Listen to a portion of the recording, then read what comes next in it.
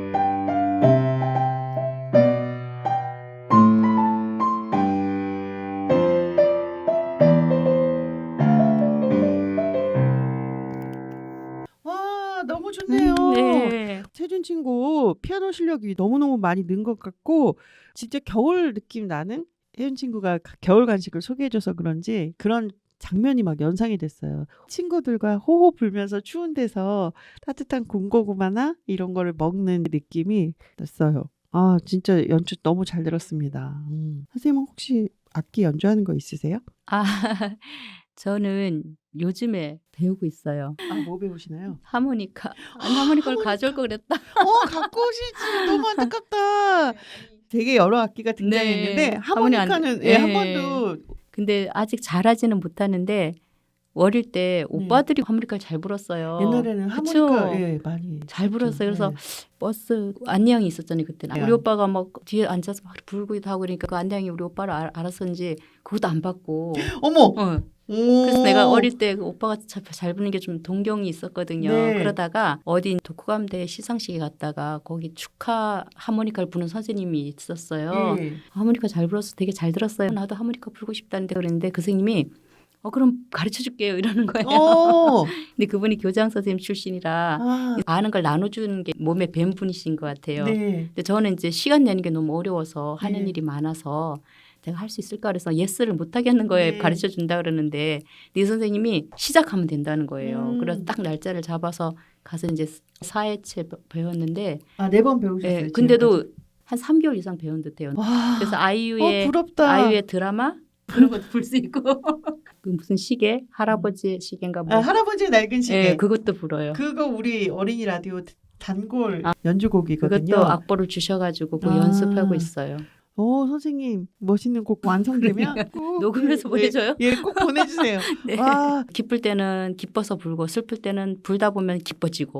하모니카는 잘 불지 않아도 왠지 분위기 있어. 운치 있어요. 부러워요. 네, 잘 불게 되면 자랑할게요. 네, 꼭 보내주세요. 네. 사연 소개해 드릴게요.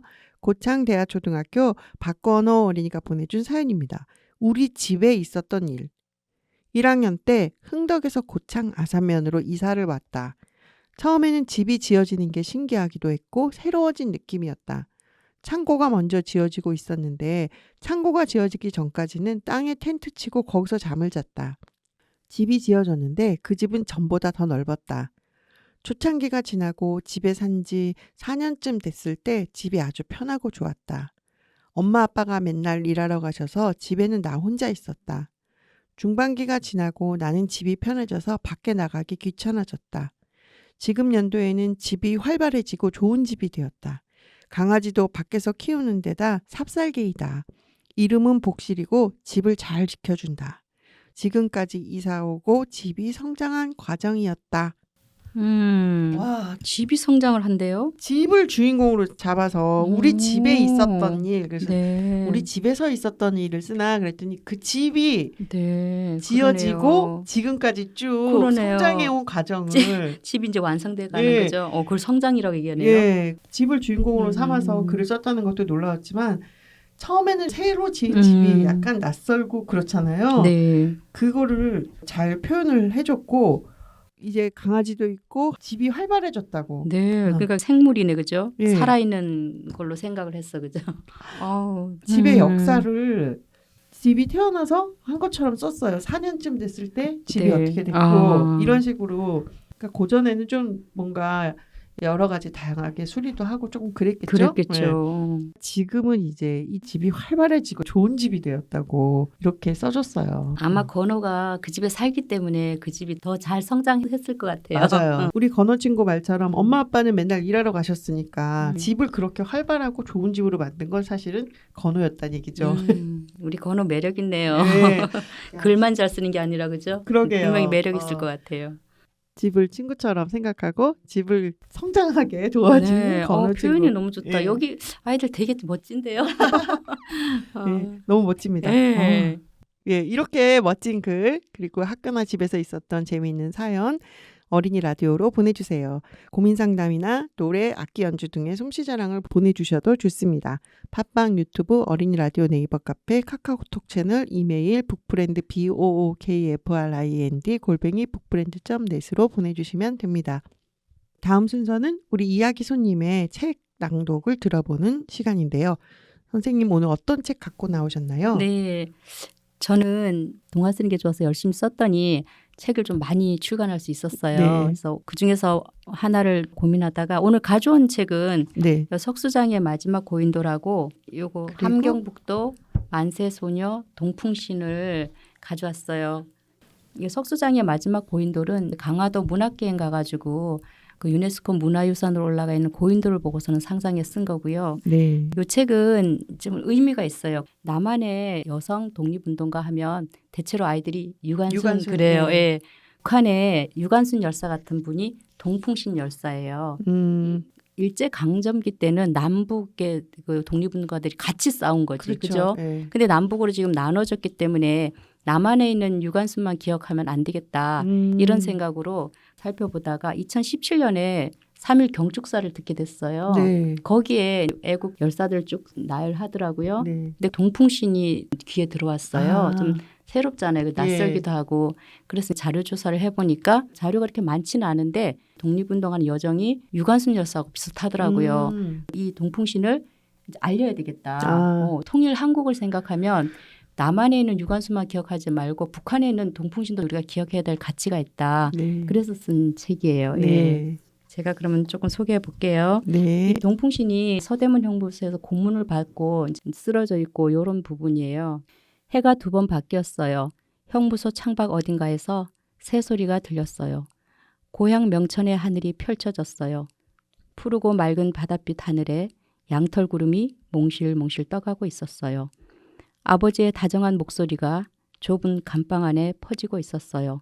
풍신아, 우리 풍신이 좋아하는 명태가 왜 명태인지 아니? 모르겠어요. 조선시대 이곳 명천에 성이 태시인 어부가 처음 잡았는데 이름을 모르는 거라. 사또에게 가져갔더니 사또도 모르는 거지. 고민하던 사또는 명천의 명자 태시성의 태자를 따서 명태라고 했단다. 풍신이가 좋아하는 명태가 많이 나는 우리 명천이 참 좋구나. 풍신은 천천히 고개를 끄덕였어요. 아버지 말 맞다나 참으로 아름다운 마을이었어요. 천하의 나쁜 놈들. 풍신은 평화를 빼앗아간 일본을 용서할 수 없었어요. 만세의 뜻을 계속 이어가야 해. 한 사람 한 사람 이어가다 보면 반드시 독립하는 날이 올 거야. 평화를 찾을 거야. 대한독립 만세, 삼천리 강산 우리나라 만세, 만세, 만세. 풍신의 외침이 노래가 되어 좁은 감방을 돌고 돌 때 몸 위에 하얀 천이 덮이고 있었어요. 이름 모를 새가 형무소 밖 어딘가에서 구슬픈 울음을 토하고 있었어요. 네. 아, 풍신이 옥에서 네, 옥상하는 이제 맞아서 쓰러져 있는 상태예요. 기운을 못 차리다가 결국은 이제 숨을 거두는 장면인데 네. 저는 여기서 이 말을 하고 싶었던 거죠. 만세의 뜻을 계속 이어가면 네. 한 사람 한 사람 이어가다 보면 반드시 독립이 되지 않을까. 네. 예, 그러면 평화의 나라가 오지 않을까. 네. 이제 이런 마음으로 이제 썼던 게 함경북도 만세소녀 동풍신입니다. 예. 1호예요. 처음 제가 쓴 거예요. 아, 동풍신이라는 그 인물을 처음 발굴을 한 거죠. 발굴해서? 예, 예. 아. 그래서 의미가 있다고 생각해요. 그리고 9살 독립군 뾰족산 금순이도 네. 1호예요. 제가 처음 발굴을 했어요. 만주에 문화탐방 갔다 온 분들이 얘기를 해줬어요. 8살에 독립운동하다 9살에 총살 당한 아이거든요. 아니 어떻게 9살이 독립운동을 그러니까 밀정이죠. 어리니까 아동극단에 들어가서 독립군들을 위해서 사기를 진작시키기 위해서 노래를 부르고 애들이 또 연설하고 어리니까 예. 몸 어디든 이렇게 뭘 넣어가지고 예. 편지든 뭐든 잘 전달해주고 이런 역할을 했는데 밀서 그걸 전하다가 붙잡힌 거예요. 그래서 결국은 9살에 총살을 당해요. 걔가 금순이에요. 독립군 이야기를 많이 쓰신 건가요? 그쪽에 좀 관심이 있으신 거예요? 예, 저는 역사에 관심이 많은데요. 예. 중국의 동북공정. 자기네 역사 안에 있는 건 우리의 역사야. 이게 동북공정이잖아요. 네. 그럼 고조선, 뭐 고구려, 발해 뭐 이런 게 다 걔네를 역사가 되죠. 그래서 가자 고구려로라는 작품을 썼고 돌아온 독도대왕이라고 네. 독도 문제 썼어요. 뭐 채수 할아버지 끝나지 않은 전쟁도 6.25 전쟁. 그럼 선생님 그렇게 역사 동화를 네. 많이 쓰시고 그런 걸 하려면은 자료 조사나 이런 걸 좀 네, 많이 해야 해야죠. 되잖아요. 네. 저는 좀 발품을 팔려고 해요. 앉았으면 모르잖아요. 동풍신도 자료가 조금밖에 없어요. 그래서 이북 오도청에 전화해서 뭐 물어도 보고 제가 다 정리가 된 상태에서 얘가 이렇게 독립운동을 하려면 어떤 환경으로 얘가 이런 마음 의협심을 갖고 일어났을까 이런 상상해서 쓴 거죠. 그러니까 역사동화는 팩트 사실에다가 플러스 픽션이잖아요. 그래서 뭐 팩션이라고도 하거든요. 그래서 그렇게 쓴 거예요. 이번에 그 위안부 나왔잖아요. 하늘나비 할머니. 그것도 1000회 때 지금은 1500 몇 회예요. 1000회 때 제가 수요 집회 참여하고 아이들 중고등학교 애들도 많이 있더라고요. 그래서 인터뷰도 하고 그리고 쓰고 싶었어요. 근데 못 쓰겠는 거예요. 집에 오니까. 이런 생각이 드는 거예요. 위안부 책 많이 나왔잖아. 영화로도 나왔어. 너까지 쓸 필요 있을까? 그래 못 쓰고 있다가 그때 15명이 살아 계셨는데 또 한 분이 돌아가셨어요. 그래서 내가 이러다 보면 할머니들이 다 돌아가셔도 이 글을 못 쓰겠네. 그러고 나서 생각했던 게 그럼 나는 그 위안부 그 팩트 사실만 알려주는 게 아니라 이분들이 다 돌아가셨을 때 우리가 어떻게 해야 되는가 거기에 초점을 맞춰야겠다 하고 썼던 게 그 하늘나비 할머니예요. 네. 뭔가 작가로서 남다른 소명 의식을 가지고 작품 활동을 하시는 것 같네요. 잘 알려지고 누구나 아는 그런 게 아니라 약간 발굴 인물 그런 거라 좀 힘은 들지만 그래도 되게 가치가 있는 일을 하시는 것 같아요. 가슴 아프게도 옥사를 하시거나 또 위안부 할머니 돌아가신 이야기를 해주셨는데요. 좀 약간의 위로가 될 만한 곡 한 곡 들려드릴게요. 춘천교대부설초등학교 송가람 기자가 보내준 노래입니다. 사랑은.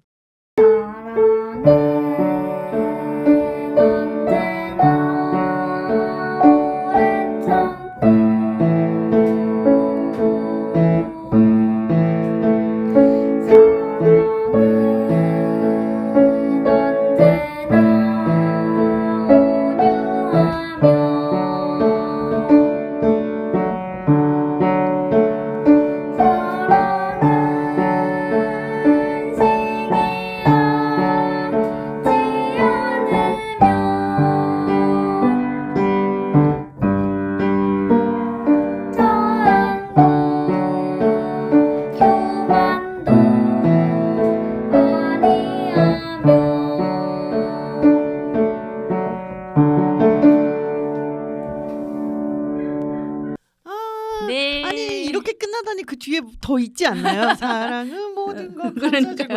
저는 그거 기대하고 있었는데 우리 가람 친구 여기서 딱 끊어버리다니 너무 아쉽네요. 한참 더 들을 준비가 돼 있었는데 그쵸? 선생님도 그 다음 기대하고 계셨죠? 감상할 준비가 충분히 돼 있었는데 노래도 되게 좋고 피아노 연주도 되게 좋은데요. 누가 해주셨는지는 모르겠지만 이 곡이 성경 말씀을 곡으로 만든 거잖아요. 근데 워낙 유명하다 보니까 교회나 성당에 안 다니시는 분들도 이 노래는 아는 것 같아요. 뭔가 선생님이 책에서 계속 담고 싶어하는 그런 정신들이 이 노래에도 담긴 것 같다는 생각이 들었어요. 아까 결국은 사랑이에요, 그죠? 사랑. 그래서 동화는 사랑의 문학이라고 하잖아요. 그런가요? 네. 저는 그렇게 얘기해요. 애들한테 동화는 사랑의 문학이고 치유의 문학이고 수양의 문학이야. 그럼 동화 쓰시는 분들은 뭐 거의 성직자. 동화 쓰는 사람들 보면 그 인성이 다 보여요.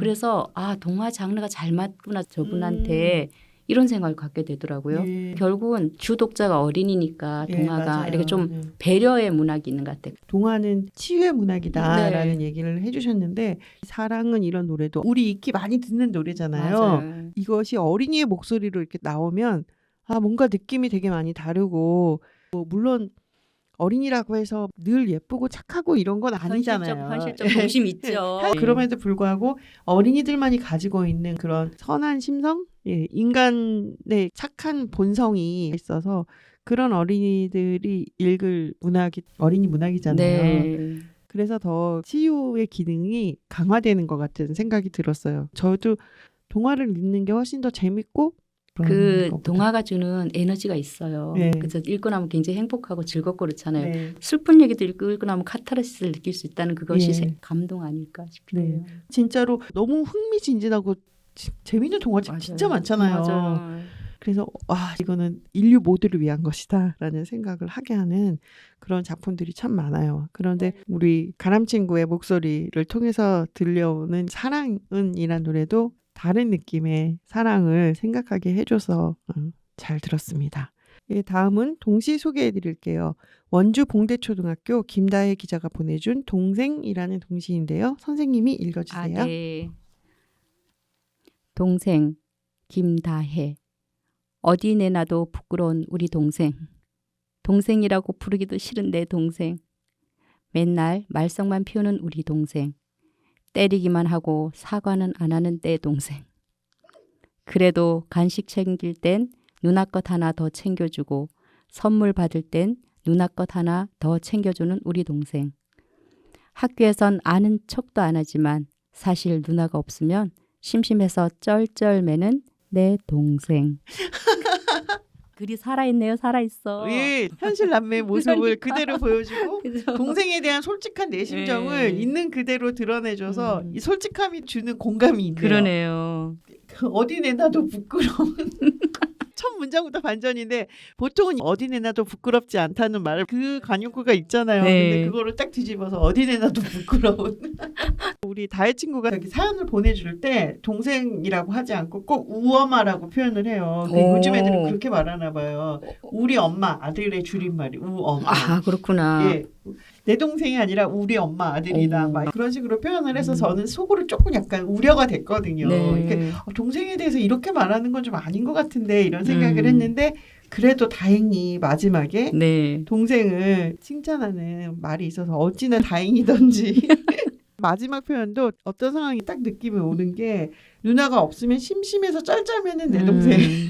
동생은 누나나 오빠들을 좀 졸졸 롤 쫓아다니- 모델로 하잖아요. 오빠나 누나는 귀찮을 것 같아요. 맞아요. 그죠? 막 예. 따라다니고. 근데 선생님은 어렸을 때 네. 딱 중간이라고 그러셨잖아요. 졸졸 쫓아다니는 심정도 이해가 가시고 그럼요. 동생이 따라오는 거를 귀찮은 심정도 이해가 가시겠네. 그럼요. 예. 와 두루두루 이해가 되는. 그러니까요. 오빠들은 하도 심부름 시켜서 열심히 했고 동생은 또 내가 놀러 간다면 따라오니까 데리고 가야 되고 조금만 혼자 있으라고 하면 말 안 듣고 뭐 이런.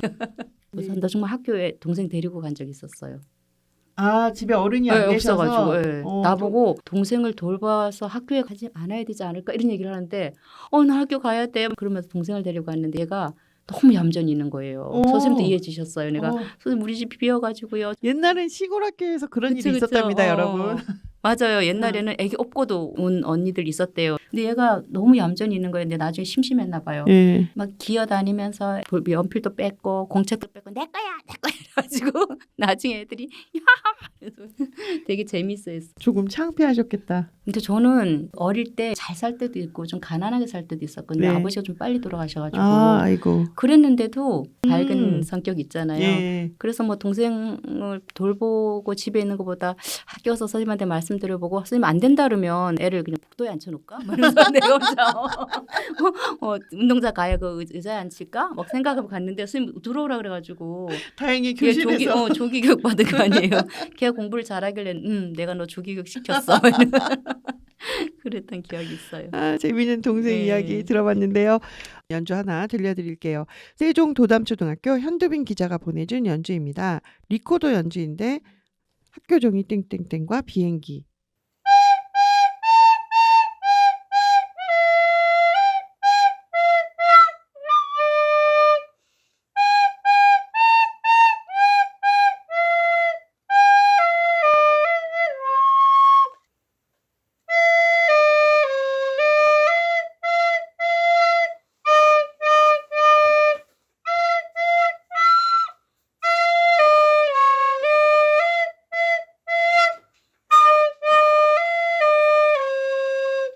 네, 짧은 곡 두 곡이었는데 어린이 라디오에 학교종이 땡땡땡이 소개된 게 처음이거든요. 감회가 새롭네요. 학교종이 땡땡땡 이 노래를 어린이들도 알긴 아는군요. 이 노래를 알겠지. 학교종은 모를 것 같아요. 이래 치는 거. 그 종은 그치, 모르겠죠. 모를 것 같아, 그죠? 요즘에는 음악 멜로디를 하니까. 예. 그때는 정말 교감 선생님이든 뭐 학교 소사 아저씨든 예. 이제 시간만 쳐주잖아요. 예. 그것도 일이었겠어요, 그죠? 그럼요. 시간 맞춰서. 보고 그죠. 요즘은 종이 늦게 치는 경우가 거의 없겠지만 네. 그 시절에는 사람이 하는 일이니까 네. 조금 종이 늦게 치는 경우도 있었을 것 같아요. 그래서 우리 친구가 종철이라는 애가 있었어요. 이름이. 그러면 종이 안 치면 종 쳐라. 그러면 얘가 돌아보면 왜? 그러면 또 쳐라. 그럼 또 돌아보면 막 쳐라. 종 쳐라, 또 쳐라, 막 쳐라. 그런 유머도 있었어요. 재밌네요. 근데 리코더로 연주하니까 새로운 느낌이 들었어요. 예, 그 비행기도 리코더로 연주하니까 윙 하고 종이 비행기 날아가는 느낌이 나는 초등학생 그러면 딱 떠오르는 대표 동요들 정말 오랜만에 들었네요. 감사합니다. 네, 저도 잘 들었습니다. 사연 하나 소개해 드릴게요. 동해 북삼초등학교 김은우 기자가 보내준 믿기 어려운 크리스마스 선물. 오늘은 11월 마지막 주말, 크리스마스까지 딱 28일 남았어요. 이제 슬슬 받고 싶은 선물을 고민해야 하는데 부모님과 이 얘기 저 얘기 나누면서 내가 갖고 싶은 게 뭔지 쉽게 눈치채게 흘려야 와, 쉽게 눈치채게 흘려야 하는데 영 풀리지 않는다. 12월이 되면 엄마는 하루에 한 권씩 크리스마스 이야기가 담긴 그림책을 읽어준다. 믿기 어려운 크리스마스 선물 44가지라는 선물 카탈로그 같은 그림책이 기억에 남는다. 1년 동안 눈물이 한 방울도 나면 안 돼. 딱 하나뿐인 아이스크림도 동생한테 양보하고 엄마한테 싫어하고 소리치지 않고 그렇게 365일을 착하게 살았다면 이 책에 담긴 선물을 하나 받게 될 거야. 약속해. 믿기 어려운 크리스마스 선물 44가지 책 내용 중에서. 아니 저렇게 많은 약속들을 지키고 선물이 하나라니. 어떻게 1년 동안 눈물을 한 방울도 안 흘릴 수 있고 아이스크림 하나면 나눠 먹으면 되고 엄마한테 싫어라고 말할 수 없으면서 세상 누구에게 내가 싫다라고 말할 수 있을까? 내가 싫어하는 게 무엇인지 알아야 좋아하는 것도 알 수 있지. 여기까지 읽으면 뭐지? 이 책? 어린이를 화나게 하려고 만들어진 그림책인가? 싶지만 믿기 어려운 크리스마스 선물 44가지는 우리가 좋아할 것들이 가득하다. 몇 가지만 소개하면 1. 비밀 통로. 어떤 벽에나 다 맞음. 2. 먹어도 되는 찰흙. 3. 어질러진 방을 치워주는 로봇. 4. 날씨에 따라 변하는 반지. 학교 가기 전에 무슨 옷을 입을지 알 수 있다. 5. 매일 아침 학교에 데려다주는 겉모습과 달리 착한 해적과 해적선. 6. 구름을 넣어 만든 베개랑 이불. 7. 타고 다닐 수 있는 엄청 큰 개. 이 책에는 이렇게 믿기 힘든 그렇지만 너무나 믿고 싶은 선물들이 가득하다. 끝도 없는 상상력이지만 산타 할아버지라면 가능하지 않을까? 모험을 좋아하는 언니에게는 야생 동물들이 가득한 정원으로 통하는 옷장을, 피곤한 아빠에게는 구름을 넣어 만든 베개랑 이불을, 도토리 하나 먹을 때마다 소원을 하나 빌 수 있는 요술 도토리는 엄마에게 선물하고 싶다. 그중 가장 마음에 드는 선물은 바로 선물 폭죽이다.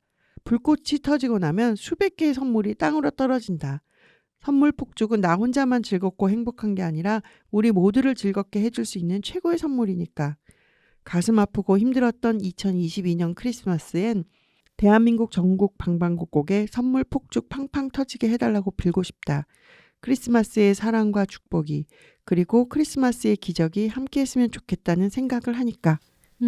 잘 들었습니다. 이 책에 나오는 어려운 조건, 너무 어려운 거긴 하지만 그래도 그걸 지키고 나면 이 선물을 받을 수 있다고 되게 기발한 선물들이 많았는데 그래도 저는 구름을 넣어 만든 베개랑 이불이 가장 눈에 띄었는데 와 이거를 더 아빠에게 선물한다고. 그러니까요. 본인은 선물 폭죽. 예. 선물 폭죽을 받고 싶은 이유가 나만 갖는 게 아니라 네. 여러 개 선물들이 떨어지니까 대의적이야. 예. 대의적. 나눔을 실천하고 싶다는 네. 우리 은우 친구의 마음이 담겨 있었던 것 같아요. 지금 이미 크리스마스가 지났는데 우리 은우 친구 어떻게 본인이 의도한 대로 부모님이 눈치채게끔 그 재밌어요. 그 부분 그죠. 쉽게 눈치채게 흘려야 하는데 네. 이 부분이 정말 압권 같아요. 네, 근데 대놓고 말해도 괜찮지 않아요? 엄마 나 이번에 크리스마스 선물 이거 받고 싶어라고 산타 할아버지한테 받는 것처럼 해서 받으려고 하는 뭔가 작전이 있었을까요? 핀란드에 산타 마을 있는 건 알죠. 네. 거기 우리 아이들이 산타 할아버지한테 편지 써가지고 우체통에 넣으면 그리로 배달이 다 된대요. 네. 한국 거 담당이 있다 그러더라고요. 거기 핀란드 그 마을에는 정말로 사람이겠지만 요정들이 다 맡은 일을 하고 비행기 이륙하는 그 활주로도 있고 그렇다고 하더라고요. 전 세계의 사람들이 어린이들의 동심을 지켜주려고 맞아요. 예, 산타 마을도 만들고 막 선물 공장도 만들고 어른들도 이렇게 노력한답니다. 좀 지나긴 했지만 재밌는 크리스마스 이야기까지 나눠봤는데요. 오늘도 끝날 시간이에요. 네. 선생님 그 2번에 걸쳐서 방송했는데 소감은 어떠신가요? 네, 어린이들을 만난다고 생각하니까 굉장히 뭐 설레기도 하고 좀 떨리기도 했어요. 예. 그런데 오늘 선생님이 또 워낙 잘 진행해 주시고 그래서 저 심장이 좀 강해진 것 같아요. 튼튼해진 것 같아요. 다음에 또 만나게 된다면 더 좋은 이야기로 즐거운 이야기로 만나고 싶어요. 오늘 즐거웠습니다. 예, 선생님 출연해 주셔서 정말 네. 감사합니다. 고맙습니다. 네, 감사합니다. 꿈이랑 문이랑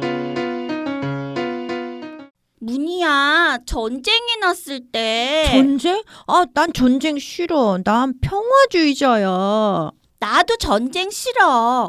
그런데 이건 그냥 퀴즈잖아. 전쟁 중에 장군이 가장 받고 싶어하는 복이 뭐일까? 복? 글쎄, 축복? 아니, 내가 받는 게 아니고 적군한테서 받는 복. 적군이 왜 복을 주겠어? 적군이 주는 복이 있지. 그건 바로 항복. 아, 항복. 그래, 전쟁 중에 장군이 가장 받고 싶어하는 복은 바로 항복이야. 항복. 네, 여러분 오늘 방송 잘 들으셨나요? 2023년이네요. 올해도 좋은 일 가득하길 바랄게요. 올해는 설날이 일찍 왔어요. 1월에 설날이 있더라고요. 다음 주는 설날 맞아서 한 주 쉬어가고요. 가족들과 행복한 설날 보내시기 바랄게요. 세뱃돈 많이 받으시고요. 구독과 좋아요 잊지 마시고 우리는 다음 주에 또 만나요. 모두 안녕.